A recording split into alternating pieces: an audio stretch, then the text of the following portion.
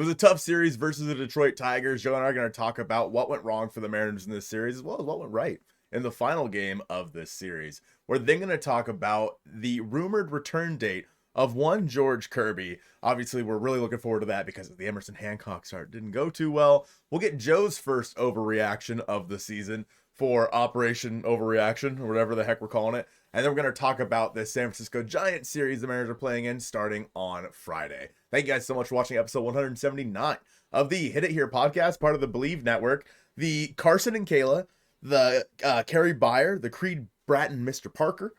We had Jake, Jackson, Joseph in the pen. We had Chris, Nelson, and then Joseph in the stands. A couple of Josephs met with our dear friend Joe, and that's who I'm here with. I'm here with Joseph number 3. We went to the game today, Joe. We did. We had a great time. It was a very good time. There was one mishap that happened.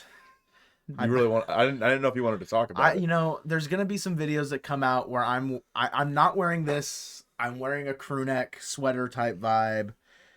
It was a really emotional moment for me because we were really enjoying the ice cream nachos. They were so good.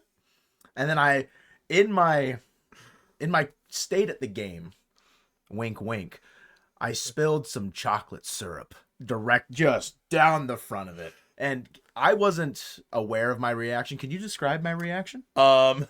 He went, oh. It was like the worst thing that ever happened to me. So I'm feeling better than I did in that moment. But it ruined the rest of the day, just so we're clear. I mean, my vibes immediately tanked. Just downhill slope from there. But an overall amazing day at the park. A lot of fun. It was a little chilly, but regardless, met a ton of great people. So thank you guys for saying hi. Joseph in the stands, thank you for posting the photo like immediately. That's incredible. That might be a first, honestly. But this Tiger series, it ended on a good note. We're ending the homestand, heading on the road for the first time in 2025. I think on a higher note than maybe we should be because of the way that the Tiger series went overall. That first game with Hancock on the bump went about as bad and poorly as you could have imagined. I think for a first start with a guy that's filling in the rotation mainly because of injury to George Kirby, and we saw an immediate reaction from the Mariners by optioning him and calling up Jonathan Diaz to help fill out the bullpen more so because they really haven't announced who's filling in that start if they do a bullpen day, but we'll get to more of that later when we cover the Giants series coming up. That first game was just terrible outside of the fact that the offense showed up. It's just the pitching didn't help you in that game. Yeah, the offense put up the most runs they have all season in that game. They also, at the time, when they scored 6 runs, that's how much they had scored in the entire Athletic series. So the offense looked pretty good in this game, but it just wasn't enough in the end. Again, Emerson Hancock gave up 6 over 2/3 of an inning. Just a piss poor effort. It was rough. And it was one of those games where it's out of hand in the first, and it's like, well, I didn't really have much faith in this offense scoring enough to bring that game back within reach, and unfortunately they never did. Carlos Vargas in that game, kind of earned his spot, I think, in this bullpen. Obviously still a long way to go, but he pitched really well in that game, covered like 3 2/3 or something like that of some scoreless ball. So really good for him. I'm glad that he was not optioned or DFA'd, whatever it would have been after that game, because I think he earned it. And so yeah, that game 1, I mean, that just sucked. And that was the inaugural night of our we did a stream. Well, I did a stream after that game. Our inaugural night of Mariners Anonymous, because we're all Mariners addicts and we all just keep relapsing and watching the team the next day. And that was our first one this season, followed up by game 2, which is where we did it once again. Joe, in this game, Casey Mize looked pretty good, but the Mariners offense also looked really bad. Yeah, you lose that game 4-1 and you only have 1 hit the entire game. You score a run late in this game on a sac fly from Rowdy Tellez. Just you called Hancock his start a piss poor performance. That was the entire Mariners offense in the second game. He couldn't get anything going against Casey Mize. Sure, Gilbert didn't have his best stuff. He only gave up 3, so it wasn't like that was an insurmountable lead, but you looked at what the offense did in the first game, you thought maybe they could make a comeback, and just nothing, no good amount of rallies or anything. And even the energy from a lot of the guys on the offensive side did not look like they were really bought into the fact that, hey, we're playing a professional baseball game. That's our livelihood. Just didn't feel like it in that second game on Saturday. I'm just glad that they managed to turn it around for the final game on Sunday.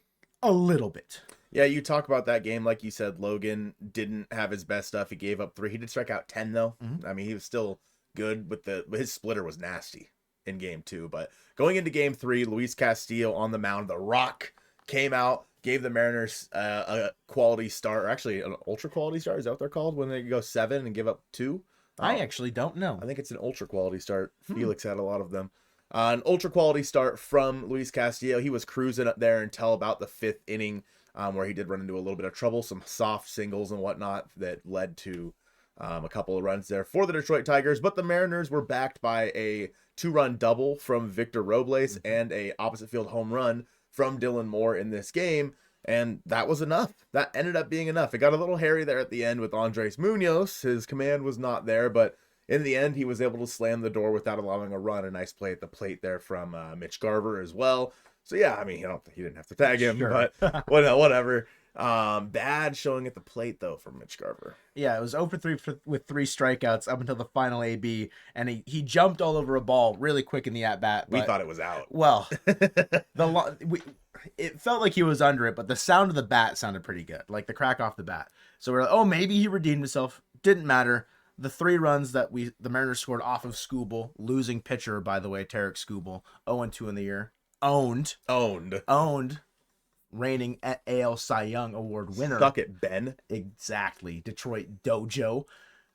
You get a win on a getaway day to salvage the series. You said in the last pod you expected this to be a 1-2 series. Mm-hmm. Obviously, the games didn't go exactly how you imagined.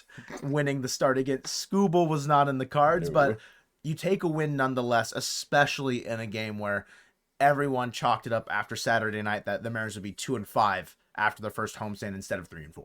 Yeah, I think that the what's the word I'm looking for here? How everyone's feeling. The sentiment? Sentiment, thank you.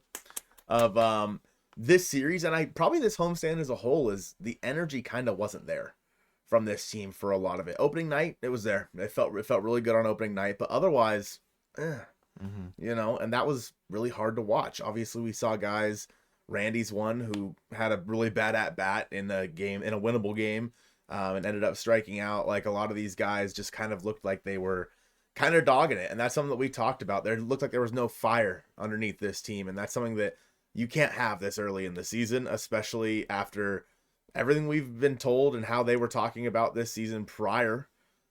And then to come out and show that kind of effort was rough to see. But there is some good news, Joe. There's somebody coming back. One, George Kirby. Can you tell me a little bit about when we may see George come back? So as Divish kind of made his exit to go do some more personal things back in Montana, which is exciting for him. Good for him. Taking a leave of absence, and he'll be back in August, taking leave of absence from the Seattle Times. But There's no that's way. So loud. There's no way. That's so 0% loud. chance. I heard it. Well, of course you heard it. There's no way that heard it. We'll see. Taking a leave of absence, he'll be back in August, but he did go on Puck, the daily Puck drop, and he also went on Marine Lair. I'm not sure if he disclosed this on Marine Lair, but talking about George Kirby and his absence from the rotation and when the Mariners should be able to expect him to come back. Looking like at the beginning of May, which will be a big boost for them, I think, in general, especially given how Hancock's first start. Whether or not he'll make any more is yet to be seen. They go with Jonathan Diaz, who was called up in his place as he was optioned immediately after his start, or if they go with someone else like Logan Evans, or if there's another option that I'm missing that would be available, I'm not entirely sure.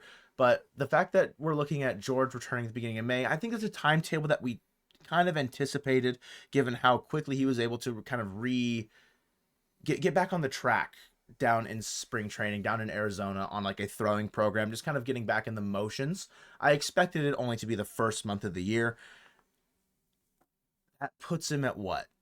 Maybe 26 starts on the year? Yeah. You kind of went through the calendar of how many starts he would miss. How many is he going to miss, it seems like? Assuming the Mariners stay on the same schedule, because it sounds like that's what they want to do. I think is what Divish said. They want to have 5 starters, because they could mess around with the off days and change up the way the rotation's looking. So you could have Bryce Miller Friday, Brian Wu Saturday, and then go back to Logan on Sunday on 5 days rest. That's an option.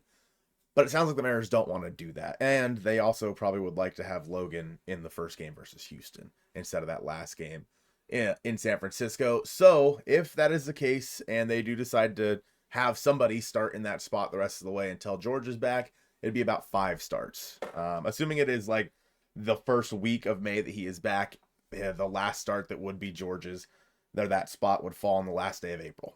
And so if they go with Emerson Hancock, if they go with Jonathan Diaz or Logan Evans, if they go with other Luis Castillo, like all these things are possible. Of all the people, I think it should be Logan Evans because he's the one that feels the least likely to be punting the game every single time that he's out there. Whereas Emerson Hancock, Jonathan, all the rest of these guys just feel like you're just throwing a game away once a week, and that's not something this team can do right now. When you look at Hancock's start, there's been times where he's had blow-up moments like that in previous years, and the people pointing to, well, that happened last year against the Brewers, or maybe he had a bounce-back start against the Brewers immediately after having a blow-up start. He's been dodging the bullet of hard contact in about every single start that it seems like we've watched from him. He's seemed like he's gotten lucky. And see, the luck just runs out any given start. Sure, you could run him back out there in 2 weeks' time because maybe you give Diaz a start, maybe you give Evans a chance, and then you call up Hancock again as the turn to the rotation kind of comes through. And maybe he goes 5 with like 3 hits in it and 1 earned. Maybe he'll get a bit more lucky with the hard contact and they'll find gloves. Can the Mariners afford to risk something like that again with just seeing the absolute implosion, not being able to escape the first inning? I don't know if they can, given that they did not set themselves up necessarily successfully in this first homestand by going 3-4. If they were 5-2, they lost Hancock's start and say Castillo's first start, whichever one, they won the rest of them, which I feel like were the winnable games more so than others. Maybe you could run the risk of be like, okay, maybe we try Hancock again and just see if he got really unlucky or the Tigers were just feeling good that night. As it stands right now, I agree with you. I think Evans has the best stuff that can play up and maybe give you a chance more so than Hancock or Jonathan Diaz. I don't know if there's someone like maybe even like in free agency that you could sign, but like it seems way too late for something like that. Yeah, I don't really know who would be available. I think that when it comes to Emerson Hancock, it's just I'm really thinking back to the Bucky Jacobson tweet, man. Like, did you see it? He sent the Ty. Ty said something about like how you can't have Emerson Hancock start again, and then Bucky Jacobson replied to it and said, "Well, what happens if you got fired after one bad day at work or something like that?" And I'm like, you've never had a bad day at work. Sure. Yeah, and I'm like, a bad day at work where your livelihood is 32 days out of the year, and like. It's a lot different. I'm not here to say that I can go do what Hancock can do or that he is not one of the best X amount of starting pitchers in Major League Baseball on any given team or whatever. Say there's 150 starting pitchers on Major League rosters, 30 times 5. He's not 150th. No. But he sure as hell pitched like it in that first game. Can he be better than that? Of course. I'm not here to say that is his. Every single time he goes out, he's going to go 2 1/3 or 2/3 of an inning and 6 earned. That's just not going to happen. And that's the thing is like the problem with what we've seen from Hancock, like you mentioned, he gets hit hard a lot. And so this is not the first time that he's had a start. I mean, this is the worst start of his career probably, but it's not the first time he's had a bad start. And he's had plenty of those over the past couple of years. And I think that it's time to, I don't want to say to move on from him, but he can't be pitching in important games anymore. He can't be. Maybe you could transition her to the bullpen and hopefully see an uptick in that velo for his fastball again and get him back to who he was at Georgia. But as of right now, that fastball is worthless. And because of that, the changeup is also not worth anything really either. And so, yeah, I don't know. I don't think it could be Hancock next go around, but Joe. Does that sound like an overreaction, or do you think that's right on the money? That's right on the money. The team is severely missing George Kirby at this juncture. That is not an overreaction. Saying Evans deserves the ball instead of Diaz or Hancock, not an overreaction. But I'm here to deliver my first overreaction of the season for myself here on episode 179 of the Hit It Your podcast. Operation Overreaction. That Gabe Spire will continue to be the setup man for Andres Munoz for the entire 2025 year.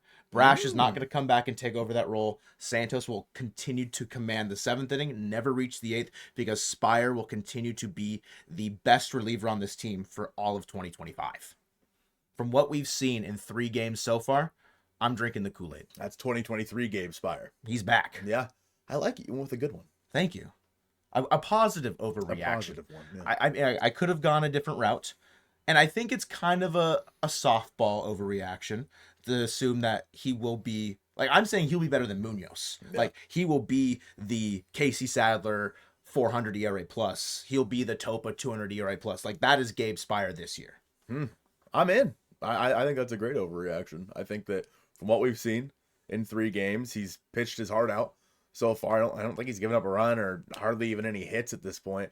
He's got a .38 whip. Yeah. I think that you 2 2/3. Yeah, well, you bring in Gabe Spire, you feel pretty good about it right now versus lefties and righties. And that was a big piece of what the Mariners were missing in 2024. Him in that bullpen doing what he did in 23. I think that if you're able to get anywhere close to what you got out of Gabe Spire in 2023, this bullpen, especially once Brash and Taylor are back, are going to be looking real good. And obviously, like you mentioned, there doesn't always have to be just one setup guy. So I think that you could still have Brash as a setup guy as well. Yeah. Because those guys can't obviously pitch every single night. But Munoz can't pitch every single night either. And I could definitely see Brash going in there for a save or something like that and having Gabe Spire set him up. Santos might be working his way into that role. But yeah, I'm all in on 2023 Gabe. I think when you say there's 2 setup men, I think of MLB The Show constructing the bullpen. There's the closer, there's 2 setup men, there's like I think 3 spots for late relievers, 3 spots for like middle relief or whatever. Yeah, Gabe is definitely commanding the one closest to Munoz for me the rest of 2025 until proven otherwise. Because sure, Brashy's going to come back, and you assume that he will be able to return to form. You assume that he will be able to go out there and be any sort of bridge, which the Mariners have desperately missed in that bullpen. That's a great arm to have.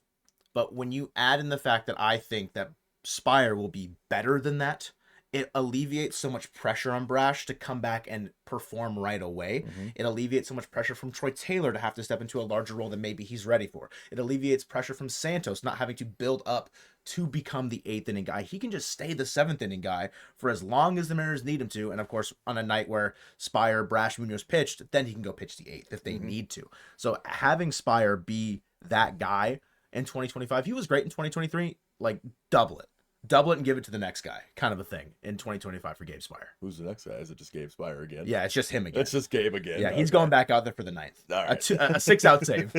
Perfect. I'm in. That brings us to this series that we have coming up in San Francisco, a random short 3-game away series before the Mariners fly back to face the Houston Astros. Why? Beats the hell out of me. But in the schedulers on your naughty list early this year. Early. Well, and why is Friday a 1:35 start? I'm telling you, it's the Giants home opener. I know the Mariners home opener was at 7:10. Why? Next question. Why is it at 1:35 on a weekday? I don't know what the hell they're doing. But in this game, it's gonna be Bryce Miller versus Justin Verlander. The Mariners have obviously seen Justin Verlander quite a bit when he was with the Astros. And so, how do we feel, Joe, about the only game that I remember down in San Francisco is the July 4th game, the Mike Ford nearly hitting for the cycle game on his birthday. I think Logan complete tossed game. a shutout. Yeah. That's the only game that I can really remember the Mariners playing down in San Francisco. Giants are 5-1. So they're off to a hot start. Looks like the pitching has definitely gone better for them than maybe some other teams. Who did the Giants play before this? They were playing Houston. I think they swept them, right? And then to open the year, who did the Giants start against? The San Francisco Giants just played Houston. Yeah. I'm trying to think of who they started the year against. I'm glad that we missed Logan Webb in this series, but I think it was said on the broadcast today, the Mariners get 3 Cy Young Award winners in a row. The Reds. Okay, so like not a crazy strong opponent to start the year, but the Astros, they sweep them. Yep. Giants are our friends, but turning to mortal enemies on Friday. Miller versus Justin Verlander on that Giants home opener. I think Miller just looking to have a more consistent start on the mound, find the zone a bit better. Verlander, like you said, the Mariners have seen him a ton. I don't expect the chiseled veteran to really be able to show anything that the Mariners haven't seen or surprise them in any way. More like less of like how Jeffrey Springs was just out there dicing up the Mariners. I don't think that's gonna happen with Verlander. And knock on wood, that's a possibility. Is this real wood? I don't know. That's a great question. I'm gonna say yeah. You think so? The Giants are due for coming back down to earth. 5-1 to start the year. Who do they think they are? Their division rival Dodgers? I don't think so. Bryce Miller, I think him with a bounce back start in that first game against the Giants, with Verlander, I'm not intimidated by him like the way I once was when he was with Houston in his second wind prime, if you will. I looked for that first game to just put together some hits, score some damn runs, and give Bryce Miller a fighting chance on the mound. Yeah, when you look at the way that some of the Mariners hitters have performed against Verlander, because most of the Giants haven't seen Bryce Miller. I think, who is it? Just Adames has seen him, and Matt Chapman has seen him. So that's it. The Mariners, obviously, quite a few of them have seen Justin Verlander, none more so than J.P. Crawford, who in 26 at-bats is hitting .269. Nice. With a .695 OPS. Yeah, OPS. Julio does have a home run with 3 RBI versus Justin Verlander in 22 at-bats, but is hitting .182 with a .546 OPS. Sounds like his line on the year right now. You know what? Maybe he's going to double it. He's due. And he's going to double it, give the next guy. Everyone else in the lineup, I mean, those are the two guys that have the most at-bats versus Justin Verlander. Everyone else, not a whole lot, and also none of them really look like they're that good other than J.P. Crawford. Versus Justin Verlander, obviously there's plenty of people on this team that also haven't seen him. And so, yeah, that game is one that I think that the Mariners can win. I think there's a relatively okay chance that they come away with a victory in that game as long as Bryce Miller pitches a lot better than he did in his previous start. There are some good hitters in the Giants lineup. Again, I mentioned Adames. I mentioned Matt Chapman. They got some good hitters on that team. But Joe, moving on to here to game 2, Brian Woo versus old friend Robbie Ray. We did not get to keep Mitch Haniger long enough for the Robbie Ray Mitch Haniger matchup. This will be a fun one to see old tight pants himself kind of take on this team. You would assume that you have a lot of the righties in the lineup in this game, so probably Dylan Moore's in there, Donovan Solano's in there. I will be interested to see how the Mariners handle Robbie Ray, because we know that he can dice some hitters up pretty quick. Yeah, he's a good strikeout guy. Fastball slider, I feel like, is like bread and butter when he's got it working. I mean, he was perfect through 5 in his first start of the year, and then it kind of all imploded on him with the Reds crowd and pitch clock and shenanigans kind of getting under his skin a little bit.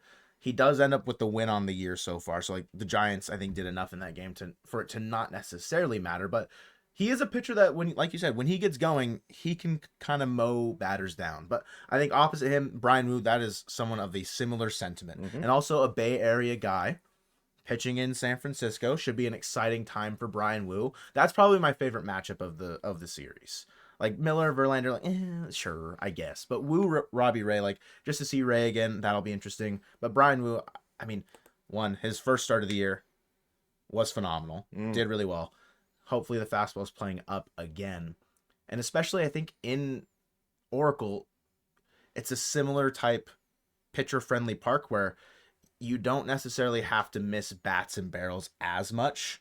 You can probably get away with relying on the fastball a bit more and just hoping that the defense is playing well behind you. Not to say that Brian was a contact first pitcher or anything like that. Like, not like a Logan Webb type, but not that that's a bad thing either, because he's really good. Yeah, it's just pretty good. I think when you take a look at what Wu did in his first start, just building upon that and continuing to progress as the season goes on. Obviously, he's never made a start out before the month of May previous to this year. So the fact that he's already started off so well on the right foot is a good sign for him to continue kind of that level of dominance that we saw from him at the end of 2024. I mean, the entirety of 2024. When he was healthy, yeah. Wu was a phenomenal pitcher. I don't think I share your same idea of wishing, maybe you aren't wishing it, but just kind of saying it as a joke, that Mitch And the Robbie Ray, I think is dicing him up. Yeah, Like absolutely. Robbie Ray's putting him to bed, tucking him in, and then Mariners Twitter would explode if Mitch was playing and went 0 for 3 with 3 Ks. I can't wait for people to complain in the third start of this series that, oh, we could have another starter. His name's Robbie Ray, but we traded Mitch Haniger for him. I do want to mention versus Robbie Ray, most of the guys in the Mariners lineup have not seen him that much. However, Randy Arozarena does have 21 at-bats against him. Obviously, that was when Ray was with the Blue Jays. In 21 at-bats, Randy's hitting 0.95 versus Robbie Ray. But Donovan Solano in 11 at-bats is hitting 364. He's due for a hit. With an 819 OPS. Donnie Barrels is still hitless. And in 2 at-bats, Cal Raleigh hitting 500 with a 1 OPS. Wow. So, yeah, feeling pretty good about that one. But in game 3, Joe, former reliever Jordan Hicks is taking the ball for San Francisco against TBD. Man. Because, again, we don't know who's going to start that game. Again, it could be Logan. They could change things around. I don't think they will, especially with the Astros start the next day. I think that with that being said, I don't think it'll be Hancock. I would not be shocked if they just went Jonathan Diaz in this game. I think that's what they should do. I think they should go Logan over. I mean, yes, but I think you probably just see what Diaz has for you and not have to waste that roster move necessarily with the option of Hancock and calling up Diaz. And then after that, you kind of push him to the side and then you bring up Evans. Would be where I would probably take it. I know that feels like you're punting a game against the Giants, and I totally get that. What other, is Evans that much better of an option where you're going to call him up for it? Why not? Why not? Because you already made the roster move for Diaz. They would have just called up Evans instead. And I get that Diaz was there to be a bit more of a bullpen management if Gilbert and Castillo did not necessarily get their fair share of innings in the second and third game against the Tigers. But I feel like that is Diaz's game to start. I'll be upset about that. That's your overreaction on Sunday. I'm calling it now. Diaz is going 6, Shuddy. That's not how this. That's not how this works. That's not how this game works. That's not how this works at all. I know the Marine Layer boys were talking about how you can call up Logan Evans, but he's only thrown 3 innings in AAA. But also, how many innings did Logan Gilbert throw in AAA? 0. How many innings did George throw in AAA? 0. How many innings did Bryce and Brian Wu throw in AAA? 0.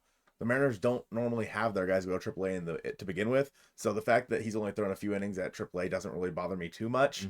I really am more interested in what he did down in Arkansas than I am down in Tacoma. And with that being said, he pitched well in Tacoma, so it's good to see that even in the hitter-friendly confines of Cheney Stadium and the PCL, he was still able to put together a pretty good start. Against Jordan Hicks, the Mariners really haven't seen him that much. The most at-bats versus him is Rowdy Tellez. With a whole full at-bats, and Rowdy is 0 for 4. So I don't think we'll see Polo back in this series. I assume that he'll just get the weekend trip off and just stay in Seattle. I imagine his wife and family are in Seattle. I don't know, actually. That's a good point. Maybe not. But Rivas got called up because of the paternity list for Polo. I would just imagine that they wouldn't carry him until they're back in Seattle on Monday. But I could be very wrong about that. And maybe Polo's continuing to hit well in San Francisco, just continuing his hot stretches. One of the best Mariners offensive players, which is not on my bingo board to start the year. With Hicks on the mound in the final game, I mean, could that... Oh, God. I'm looking at, because it's Verlander, too, on the first game. Are we going to see a Mastroboni start at third again? Are we going to see 2 in this series against the Giants, or is Polo going to be back? Personally, I think Polo's back for the first game. Okay. You're not worried about it. I'm not worried about it. I think that he is back, especially with the off day. He is back for the first game versus the Giants. Assuming that they've officially had the baby. I'm not sure. I know his wife went into labor. Oh. I'm not sure if they've officially had the baby. I would hope so at this point. Otherwise, that would suck. That's for a her. long That time. would suck. But yeah, I'm assuming that. I don't know normally what the length of time is. I feel like it's only 2 or 3 days though. So Sure. I think Polo will be back. If not, it probably will be Mastroboni in game 1. You can probably get away with Dylan Moore over there at third in game 2. In game 2, and then have Ryan Bliss starting at second base. But at least by game 3, I would assume Polo is back for that game, which would be a big boost to this offense that kind of sorely missed him the past couple of days. So I'll be interested to see kind of how that plays out for the Mariners and how they decide to go with matchups here, because Rowdy hasn't looked great. Nope. Donovan Solano hasn't looked great. Nope. Like, a lot of the guys that are specifically for matchups have looked pretty bad. And so I'll be interested to see kind of what the Mariners do with that, because how long do you keep running Rowdy Tellez out there? Obviously, he's the guy with like the least amount of leash. And you're probably like, man, if he's still hitting like this in, a couple of weeks, do you go Tyler Locklear and bring him up? Or like, what do you do in that situation? There's definitely options to go with, right? As it stands right now, the Mariners have 4 players on their roster that can play first base in Rowdy, Luke, Donovan Solano, and then Dylan Moore. Nope. That's why I said him last. I think if Rowdy is not hitting by, we'll say like the 3rd week of April, maybe not Ben Williamson, but maybe a Tyler Locklear. Or wait, I said that backwards. I exposed myself. I spoiled it. Not Tyler Locklear, but Ben Williamson. You plug him in at 3rd, have Polo DH, and then you can have Rayleigh play first base. Because Rayleigh and Rowdy have kind of been alternating DH and first base days. I think giving Polo some time off of his feet as well, just in case. And maybe you see what you have out of Ben Williamson. If he does hit a little bit, that glove is already going to play up and be all that more valuable to the team. Yeah, I don't hate that idea. I think that bringing up Ben Williamson does make some sense, because we saw the play he made in Tacoma. That was disgusting. Unreal. So I wouldn't hate that for sure. I also don't know, like, if he's ready, his bat's ready, though. Of course. Yeah, I mean, that's the big caveat. Like, you don't want to stunt his growth. You don't want to prevent him from actually becoming a quality major leaguer with the stick and just focusing solely on his glove and what that value can bring, because we saw that with Evan White. Right. Exactly. Same idea. Obviously, Evan White dealt with some injuries and stuff too, but nonetheless, still kind of similar profiles. It's going to be an interesting series. Mariners baseball is back, baby, and we are getting hurt again already here. What have there been? 7 games? 7 games. 7 games, and I've already wanted to bash my head into a wall multiple times, so we're so freaking back. I do want to say, I think Ben Williamson has a better hit tool than Evan White ever did. I just want to throw that out before comments get mad at me for making that comparison, but that was where my mind went, was glove first prospect that doesn't develop hit tool fully. Just going to reiterate comments. I apologize. You heard it here first. Chat, comments, Joe hates Ben Williamson. That's crazy. We appreciate you guys watching episode 179 of the Hit It Here podcast, the Manuel Diaz episode of the podcast, and go Mariners. Dude, that's Manny. That's Manny. Woo!